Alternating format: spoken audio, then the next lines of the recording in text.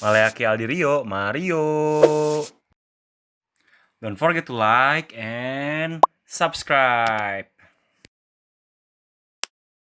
So, apa sih itu prosesor?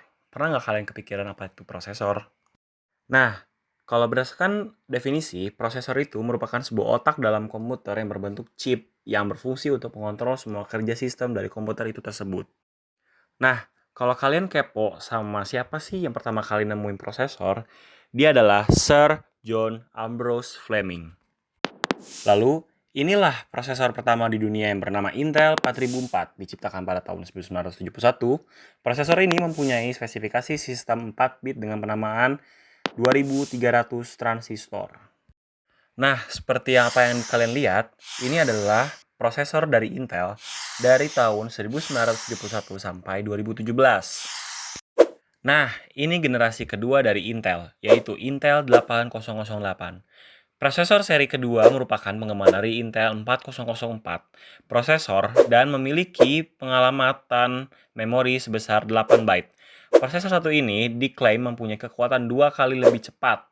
Namun sayangnya prosesor ini hanya mampu menjalankan satu perintah saja. Nah, 2 tahun berikutnya tercipta prosesor seri baru yang diberi nama Intel 8080 prosesor.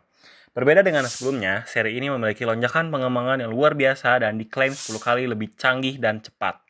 Diklaim demikian karena sudah berhasil mengubah dari sistem multi voltage menjadi triple voltage dan dari PMOS menjadi NMOS.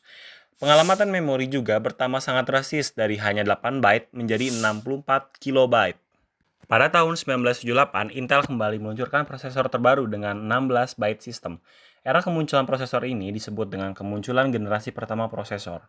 Prosesor ini memiliki 29.000 transistor dan besar clock speed 5 MHz. Sebagai prosesor pertama yang menggunakan sistem 16 bit, menyebabkan prosesor ini kurang diminati masyarakat. Hal ini karena motherboard standar yang digunakan pada masa itu kompatibel dengan sistem 8 bit. Sedangkan harga motherboard untuk 16 bit masih sangat mahal. Pada tahun 1981, akhirnya prosesor Intel 8088 ini digunakan dalam komputer IBM sehingga turut mendongkrak nama Intel kembali. Lalu setelah itu muncullah Intel 286 prosesor mempunyai 16 byte system dengan frekuensi clock speed awal sebesar 6 MHz. Nama asli dari seri prosesor ini adalah 80286. Prosesor ini disebut sebagai chip pertama yang benar-benar disebut prosesor. Disebut demikian karena merupakan chip yang pertama yang memiliki kemampuan multitasking dan sangat terasa manfaatnya saat di kemudian hari digunakan dalam operasi Windows. Prosesor ini juga 4 kali lebih baik kinerjanya dibanding seri sebelumnya.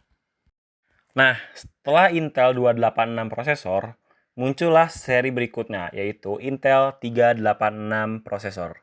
Seri ini melengkapi prosesor yang sebelumnya, yaitu seri ini dapat mengeksekusi perintah dengan jauh lebih baik karena didukung dengan sistem CPU 32 bit, yaitu yang pertama di dunia. 275 transistor serta kecepatan clock 16, 20, dan 33 MHz. Keren bukan? Lalu, bahkan Intel 38 ini merupakan prosesor chip pertama yang memenuhi semua syarat OS komputer modern seperti Windows dan Linux. Selanjutnya ada Intel Pentium prosesor. Hal yang menjadi ciri khas dari seri ini adalah besarnya perubahan yang diusung. Pada prosesor ini, kemampuan CPU ditingkatkan menjadi 64 bit dengan dibarengi kecepatan yang mencapai 60 MHz. Selain itu, Intel Pentium prosesor juga sudah bisa meladeni lebih dari satu perintah setiap tip clock, atau umum disebut dengan istilah supersaklar. Jika kita bandingkan, Intel Pentium prosesor itu lebih baik dari 2 buah prosesor Intel sebelumnya, sehingga sanggup menangani 2 perintah di setiap titiknya. Lalu, mari kita beralih ke Intel Celeron prosesor. Prosesor ini dibuat khusus untuk para perancang CPU yang akan membuat komputer dengan harga miring yang menyasar pasar menengah bawah. Prosesor ini mempunyai kemampuan tidak begitu cepat, namun masih mampu untuk digunakan dalam game dan program pendidikan. Basic dari pembuatan prosesor ini juga masih sama, yaitu Intel Pentium 2. Lalu, ia dilengkapi sebagai prosesor tipe 32 bit, arsitektur P6, lalu memiliki 7,5 juta transistor dan memiliki clock speed awal sebanyak 266 MHz. Dengan perkembangan prosesor Intel yang sangat luar biasa, muncullah Intel Itanium Processor. Ia memiliki kinerja kelas dunia. Prosesor ini sangat cocok untuk perusahaan yang menuntut kinerja tinggi beserta program lebih advance. Antara lain, kinerja tinggi itu adalah kemampuan untuk transaksi e-commerce yang aman, database yang sangat besar, serta program-program teknik dan desain yang rumit. Prosesor Intel Core 2 Duo menggunakan sistem 64 bit serta masih menggunakan microarchitecture. Memiliki 410 juta transistor dengan clock speed 2,4 GHz paling rendah. Perkembangan prosesor Intel telah memasuki dunia modern. Seri ini merupakan seri yang paling banyak ditemui saat ini. Intel Core dibedakan menjadi 3 kelas, yaitu yang pertama ada Core i3. Ia hanya memiliki 2 inti, namun telah menggandeng teknologi hyperthreading yang mampu menyediakan 4 thread yang memungkinkan beberapa program mampu dijalankan secara bersamaan melalui keempat jalur thread tersebut. Selain itu, Core i3 juga memiliki cache 3 MB dan tanpa turbo boost. Yang kedua ada Core i5.